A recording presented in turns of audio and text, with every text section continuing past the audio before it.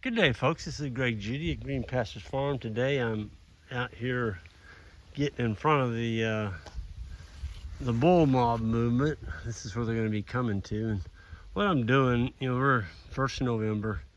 There's just been a ton of acorns dropped down there in those woods. And I'm fencing the bulls out of there. They don't need the acorns. I guess it comes down to what's important to you. There's several risks of putting cattle in there, especially younger cattle like yearlings.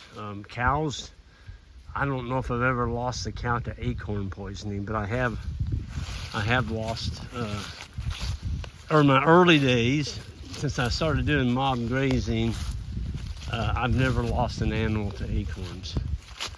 But there's no need to take a chance. Those acorns are out there for the deer and the turkeys and squirrels. Pretty good living there to be made with them for this winter. And the cattle would be just fine out here on the pasture.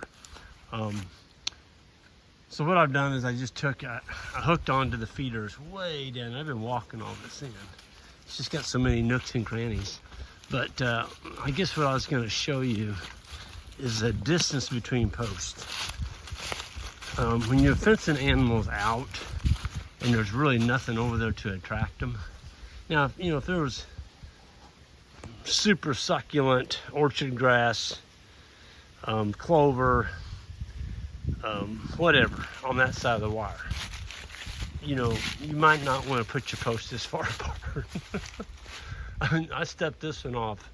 It's 80 feet. From that white post over there, you can see it, all the way to this blue post, that's 80 feet.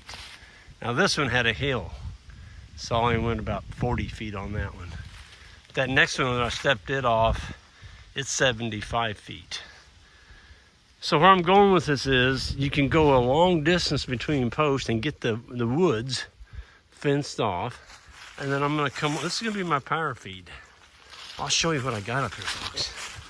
I have got some really, really high quality stockpile.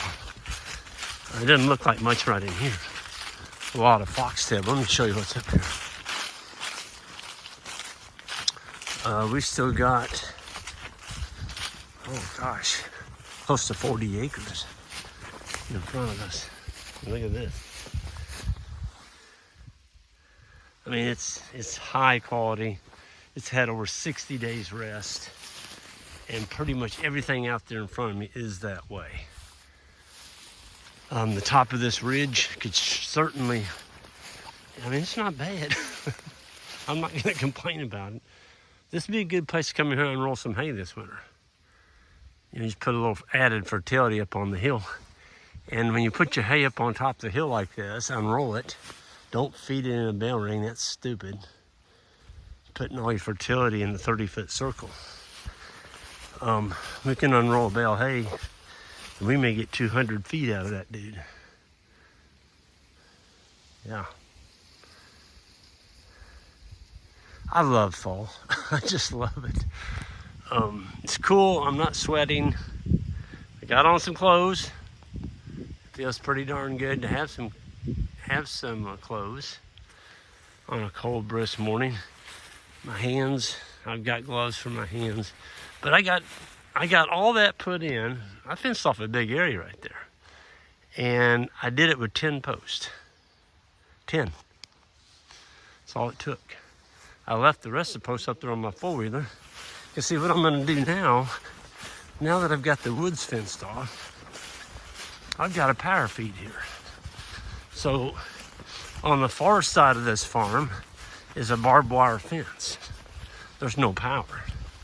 And so I can go to the other side of the farm now. Let me walk up through here, I'll show you what I'm talking about. So I can go over here, hook on cold, bring it over here, and just grab one of these. I love these posts, by the way. This is a, it's not Stafix. Help me out here. It's not speed right. I get them through, actually they sent me these. Anyway, they're a little bit hard to find, but I like them. I'll tell you why. I can reach out. Let me go over here and show you what I'm talking about.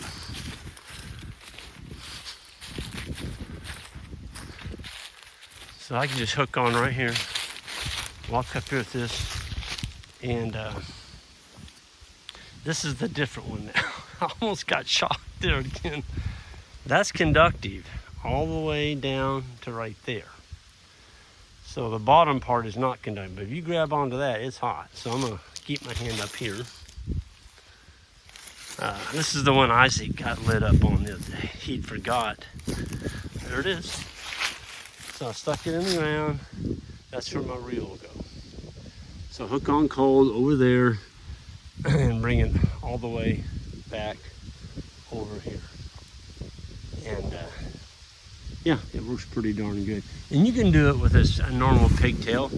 I just found that the pigtails that's got that insulation on them, where this one just got steel, it's a lot easier to wrap and hook on here. I'm gonna take this up without getting shocked, because I don't want it there. I tell you what, folks, these solar chargers I've got, the one that's on this farm will light you up. It's a 20 joule, and you don't want to mess with it. It'll rip your arm off. Well, it feels like your arm got ripped off when you touch it. I got hit the other day and it was not fun. I'll put this post back in here. But yeah, it's gonna be cool. So I just come over here. I've got a power feed now all the way around that timber, and I can come cold from that side of the farm and just hook on and strip graze this off. Folks, there's a, gosh, I've got probably close to a month or more in front of me, month and a half of this, just stripping it, and then I'm gonna start over and make my second rotation. That's gonna get me through a large part of the winter.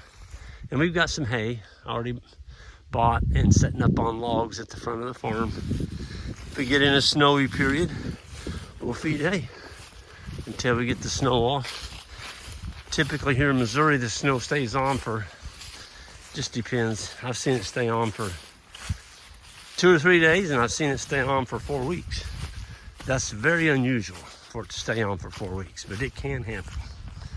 So it's just like insurance. I kind of like to have a little insurance. You can see right where the frost, the sun hasn't gotten through that cedar tree there yet, but it will. And then all this will just turn beautiful green. And super high quality forage. You know, we're into November now, and the plants have pretty much stopped growing. And that's why we're gonna meter out this lush forage we have right here, the Kentucky 31 fescue.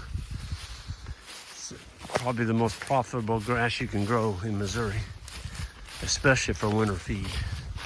Nothing will beat it. It's better than any hay that you can feed.